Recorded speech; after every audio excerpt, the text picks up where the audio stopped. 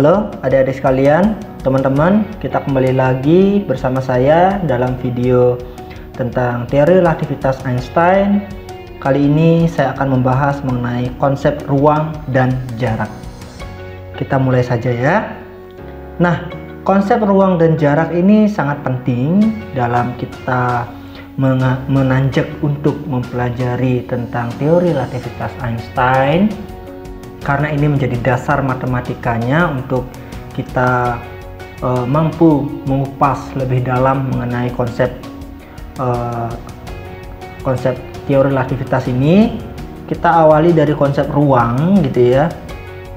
Nah, ruang di sini atau bahasa awalnya itu adalah space gitu ya, itu dapat kita sebut sebagai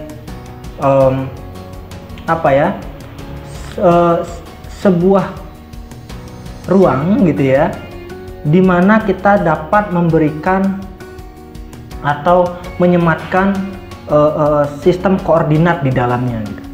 Dapat disematkan sistem koordinat gitu. Nah, namun tidak semua sistem koordinat bisa kita sematkan dalam ruang itu. Tidak semua sistem koordinat begitu. Ya, misalnya contohnya saja kalau misalnya Kartesian, sistem koordinat Kartesian tidak dapat mengcover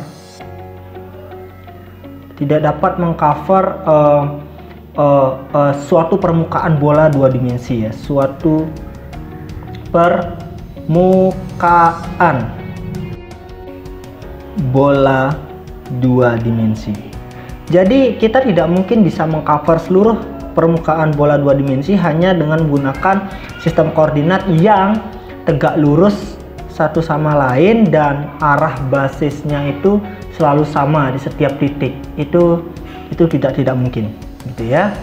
Makanya ruang itu kita dapat menyematkan sistem koordinat di dalamnya, tetapi tidak semua sistem koordinat. Dan sejauh ini kita banyak berbicara tentang sistem koordinat tegak lurus, yaitu sistem koordinat kartesis. Dan setelah kita sampaikan di sini bahwa tidak semua sistem koordinat kartesian tidak mampu mengcover permukaan bola dua dimensi ini, berarti kita membutuhkan sistem koordinat lain.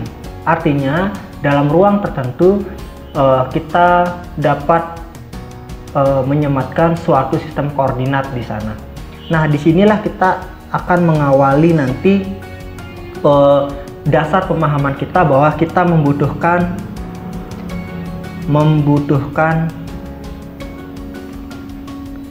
sistem koordinat kurvalinier gitu ya. Jadi tidak sistem koordinat, atau sering disebut juga dengan sistem koordinat lengkung. Sekali lagi saya tekankan bahwa dalam suatu permukaan lengkung seperti permukaan bola dua dimensi ini, maka kita membutuhkan sistem koordinat lengkung di sana. Kita tidak bisa lagi mengandalkan sistem koordinat Kartesian. Nah,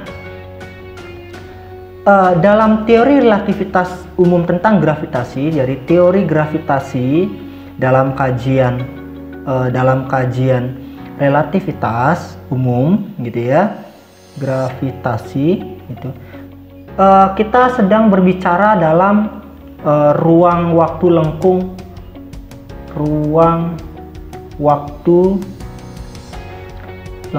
gitu ya, lengkung yang tentu saja itulah 4 dimensi. Artinya bahwa tentu saja dalam hal ini kita membutuhkan teori tentang sistem koordinat sistem koordinat lengkung gitu kan, jelas sekali di sana. Namun terkait dengan sistem koordinat lengkung ini kita tidak akan banyak bahas di sini. Pada kesempatan ini saya hanya akan memperkenalkan tentang konsep ruang dan konsep metrik. Nah, untuk dapat sampai ke sana kita perkenalkan gitu ya. Perkenalkan suatu notasi untuk koordinat gitu ya, koordinat. Jadi kita akan gunakan x mu, ini adalah koordinat pada ruang waktu yaitu 4 dimensi tentu saja. Sedangkan saya gunakan notasi xi untuk menotasikan koordinat pada ruang spasial gitu ya, 3 dimensi. Perlu saya ingatkan bahwa ruang waktu itu adalah ruang spasial ditambah dengan CT gitu ya. Nah, tidak harus mu sih, yang jelas yang ingin saya tekankan di sini bahwa jika kita menggunakan indeksnya ini adalah huruf Yunani gitu ya, boleh mu, nu, sedangkan ini menggunakan huruf Latin indeksnya. Jadi kalau huruf Latin berarti yang berarti bahwa mu itu adalah 1, 2, 3, 4 gitu ya sebagai indeks, maka i nya itulah 1, 2, 3 karena dia 3 dimensi. Oke, biar nggak bingung. Sehingga nanti kalau kita berbicara mu dengan huruf Latin indeksnya berarti kita berbicara ruang waktu. Dalam konteks ruang waktu berarti kalau kita menggunakan huruf Latin kita berbicara dalam konteks ruang spasial. Sebagai contoh ya, misalnya jika i nya 1, 2, 3 maka pada ruang spasial gitu ya, spasial untuk koordinat kartesian, untuk sistem koordinat spasial berarti nanti i nya itu adalah 1, 2, 3 yang mana x1 nya itu sama dengan x itu sendiri. Kalau kita kartesian ini ya, kartesian, maka x1 nya x, x2 nya itu adalah y, dan x3 nya adalah z gitu. Sedangkan untuk 4 dimensi dalam ruang waktu,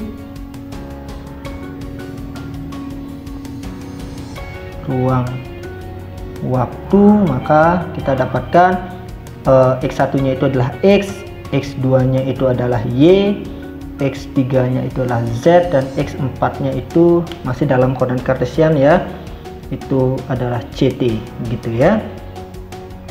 Nah ini contohnya, dan ingat bahwa x1, x2, x3 ini bukan pangkat tetapi dia hanyalah indeks gitu ya, hanyalah indeks gitu. Nah tentu saja kalau kita berbicara basis vektor dalam sistem koordinat kartesian kan kita mengenal ada EX gitu ya, ada EY, ada EZ. Maka basis vektornya itu dapat kita tuliskan ini adalah E1 gitu ya, ini E2, ini adalah E3, yang berarti nanti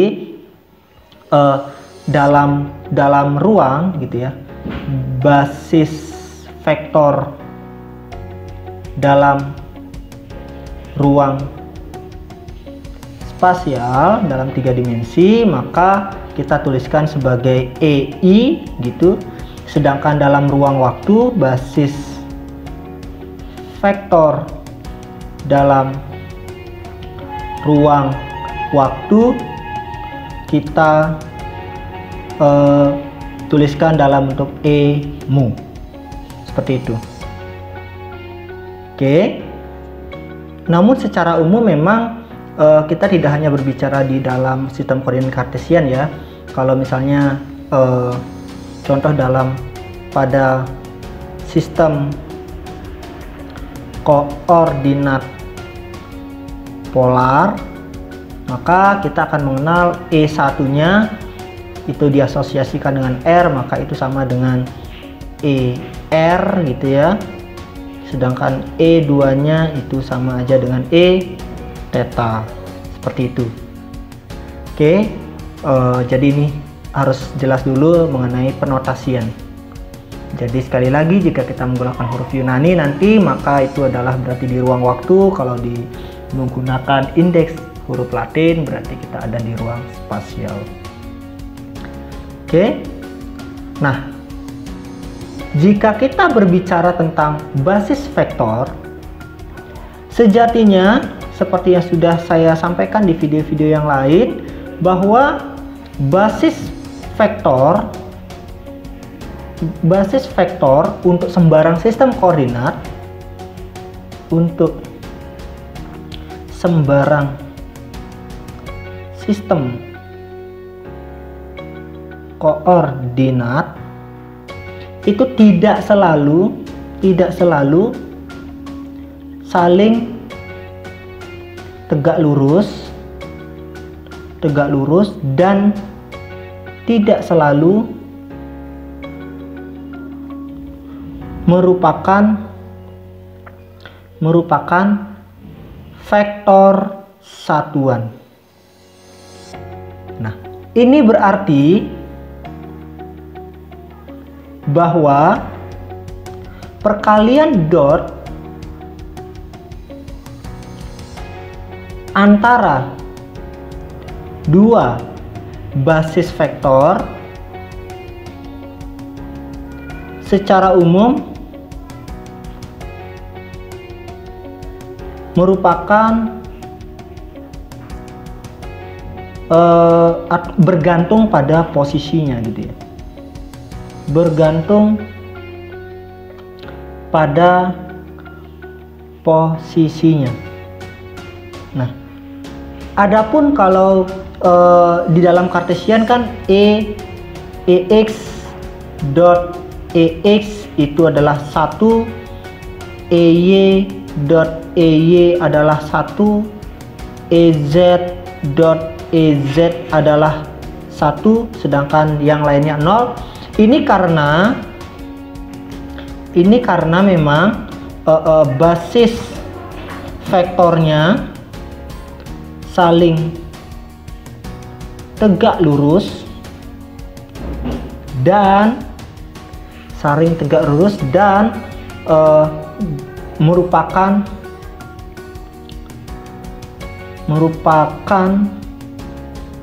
vektor satuan gitu. Sehingga nilai dot produknya itu jika dia dengan dirinya sendiri sejenis itulah sama dengan 1. Tetapi secara umum ini tidak berlaku untuk seluruh sistem koordinat. Oleh karena itu, jika kita notasikan misalnya,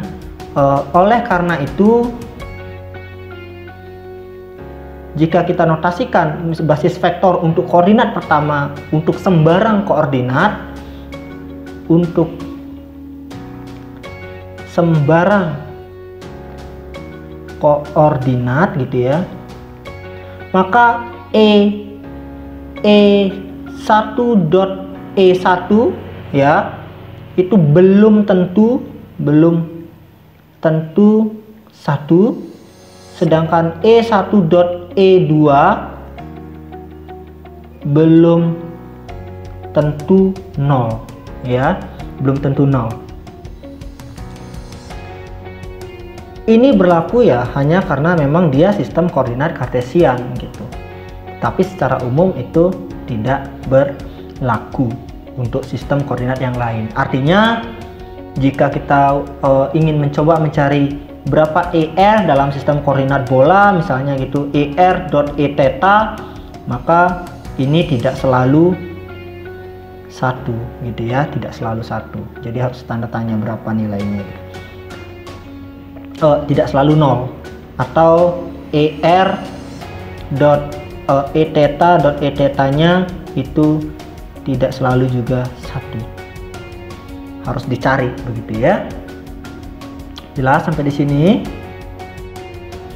Nah, dari hal ini kemudian kita akan mendefinisikan suatu objek baru gitu ya, sebuah entitas baru yang merupakan perkalian dot dari basis vektor. Jadi definisikan suatu objek baru gitu ya, objek baru dari perkalian dot basis vektor yang dinotasikan dengan G mu nu untuk ruang waktu serta GIJ untuk ruang spasial ya. Jadi kita definisikan suatu objek baru dari perkalian dot dua buah basis vektor yang dinotasikan dengan G mu nu atau GIJ. Secara matematis dapat kita tuliskan matematis dituliskan definisi ini dengan G mu nu itu didefinisikan sebagai E mu, jadi perkalian dot antara basis E mu dengan E nu gitu ya. Dengan mu itu adalah ini karena menggunakan huruf Yunani berarti dia 1, 2, 3, 4 di ruang waktu, dan nu nya juga adalah 1, 2, 3, 4. Nah begitu pula untuk GIJ ya didefinisikan sebagai EI dot EJ dengan I nya adalah 1, 2, 3 dan J nya adalah 1, 2, 3. Begitu ya. Oke. Nah sebagai contoh ya,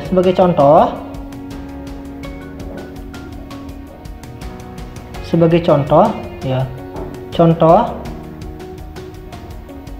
pada sistem koordinat Kartesian, maka jelas kita akan dapatkan G11 adalah E1 dot E1.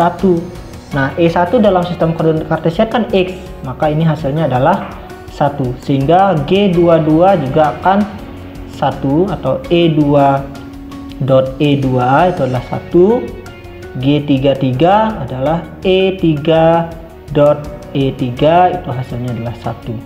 Berarti dapat kita simpulkan bahwa dalam sistem koordinat Kartesian G12 itu 0, G13 itu 0, G21 juga 0, G23 juga 0 gitu ya. G31 nya juga 0, G32 adalah 0 juga gitu ya. Sehingga di sini dapat disimpulkan bahwa dalam sistem koordinat Kartesian GII itu adalah 1, sedangkan GIJ untuk I tidak sama dengan 0, untuk I tidak sama dengan J begitu.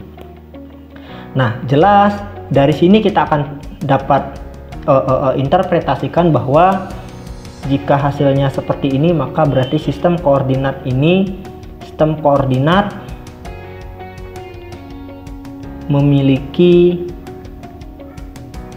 basis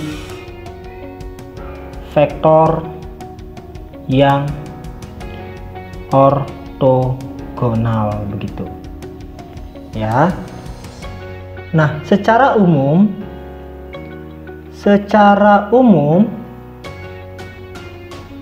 G munu ataupun GIJ itu memberikan informasi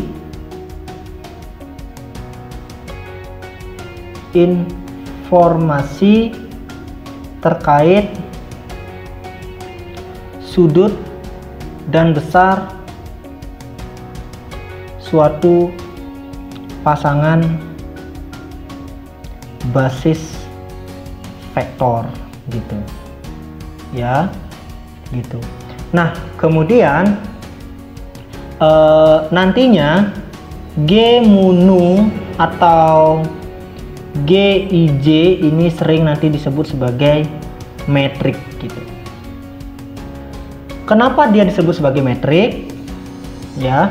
Nah, alasannya adalah dapat kita sampaikan sebagai berikut. Mungkin masih ingat perkalian dot ya. Perkalian dot dua buah vektor ya. Mungkin masih ingat perkalian dot dua buah vektor. Misalnya kita memiliki vektor A gitu ya, yang komponen-komponennya diberikan oleh AX, EX plus AY, EY plus AZ, EZ yang dalam indeks, kalau kita gunakan indeks, kita tuliskan sebagai AI, EI ya. Jadi ini adalah konvensi notasi penjumlahan dari Einstein.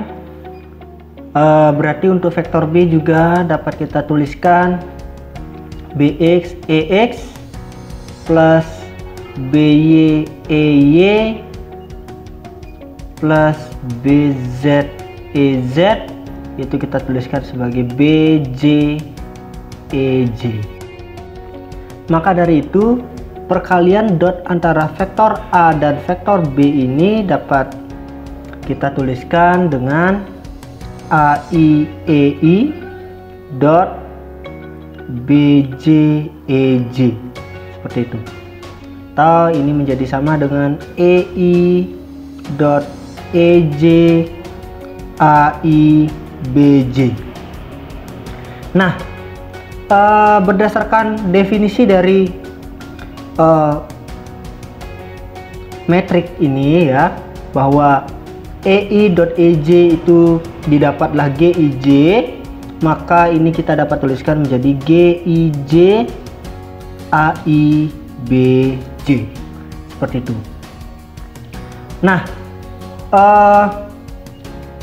ini A.B ini merupakan bentuk penulisannya dalam notasi konvensi notasi penjumlahan Einstein. Kebenaran dari notasi ini kita dapat buktikan sebagai berikut. Jadi kalau A.B gitu ya, kita buat dalam sistem koordinat kartesis, maka ini akan menjadi G11 A1B1 kan begitu, plus G12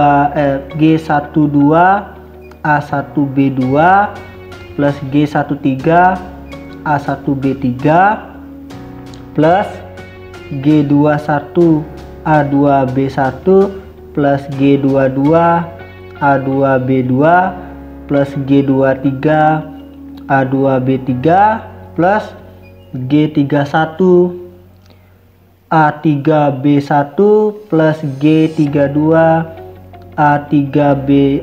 A3B2 plus G33 A3B3 seperti itu. Nah, ingat dalam sistem koordinat kartesian, maka perhatikan G11 nilainya 1, G22 nilainya 1, G33 juga nilainya 1, sedangkan yang berbeda itu nilainya 0.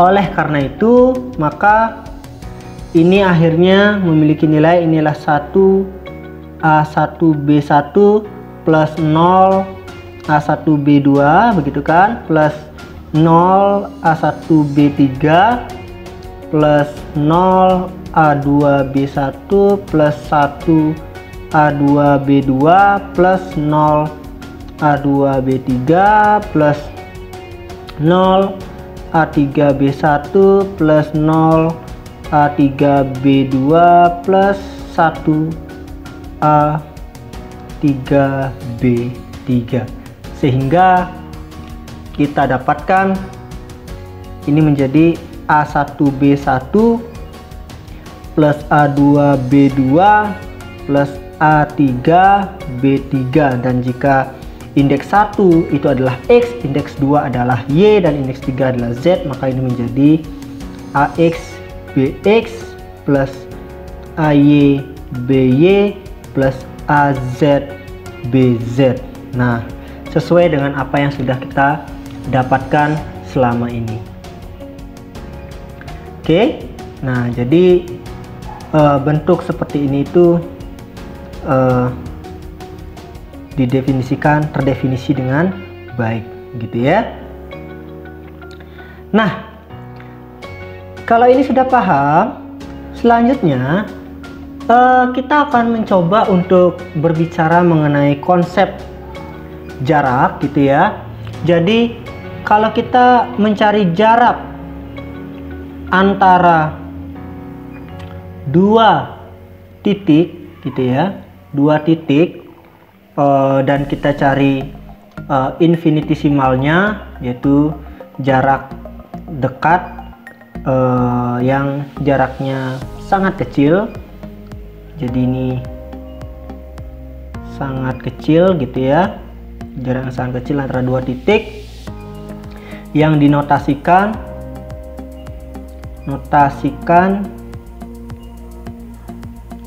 dengan dr, begitu ya. Nah, kalau kita buat dr dalam komponen-komponennya, maka dr ini tiada lain adalah dxi ei, gitu.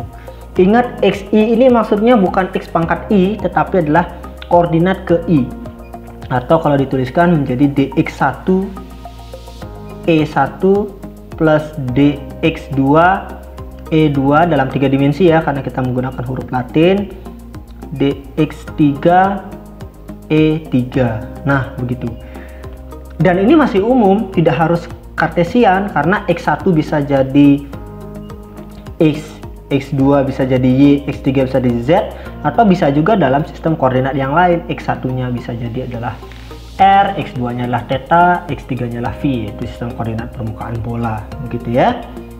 Nah, sehingga kalau dari sini ya, kemudian dari sini jika kita cari jaraknya, yaitu kuadrat jaraknya, yaitu JS kuadrat besarnya, maka kita akan dapatkan dari aturan vektor ini adalah dr dot dr, begitu bukan?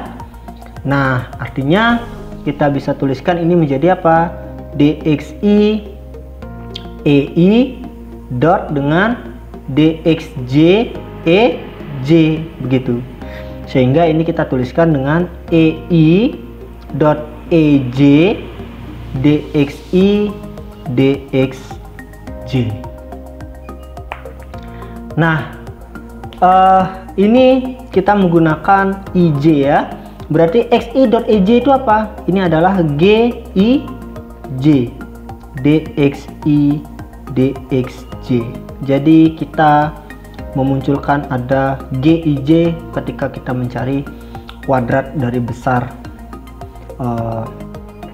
jarak antar dua titik tersebut. Nah, dengan cara yang sama, analoginya kalau kita di dalam ruang waktu, analogi dalam ruang waktu, maka kita juga akan dapatkan ds kuadratnya itu adalah ya g mu nu, gitu ya, dx mu dx nu, seperti itu. Oke, nah kalau misalnya ini kita buat dalam sistem koordinat kartesian. Jadi kalau ini kan masih umum dia, karena i dx ke i nya koordinatnya itu bisa jadi koordinat kartesian atau bukan. Nah kalau di koordinat kartesian maka tinggal ganti aja. Yang ini misalnya ini adalah x, ini adalah y, ini adalah z gitu kan. Nanti hasilnya pasti akan mengikuti hasil dari seperti koordinat kartesian, dengan catatan g i j nya itu bernilai 1 jika i sama dengan j dan bernilai 0 jika i tidak sama dengan j. Nah, perhatikan bahwa konsep ini merupakan konsep yang cukup sering nanti akan kita temukan, yang mana karena ini munu dalam 4 dimensi maka ini akan memiliki sekitar 16 suku gitu ya, akan memiliki 16 komponen begitu. Dan persamaan ini itu akhirnya secara umum itu mencerminkan jarak gitu ya. Ini jarak di sembarang sistem koordinat gitu. Nah, karena ini menyatakan jarak di sembarang sistem koordinat dan dia melibatkan ini G munu, maka itulah kemudian G munu atau GIJ itu disebut sebagai metrik gitu. Ya, dari sinilah akhirnya dia disebut sebagai metrik. Dan konsep metrik ini nanti akan lebih banyak dibahas karena dia sebagai tensor, ada 2 indeks sebagai tensor metrik, itu akan banyak sekali nanti manfaatnya. Yang jelas definisi dari metrik itu perkalian dot antara 2 basis koordinat itu harus dipegang dulu, sehingga nanti ketika dikembangkan lebih lanjut tentang mengenai konsep metrik ini nanti bisa nyambung gitu ya. Oke, sampai di sini dulu, jelas ya.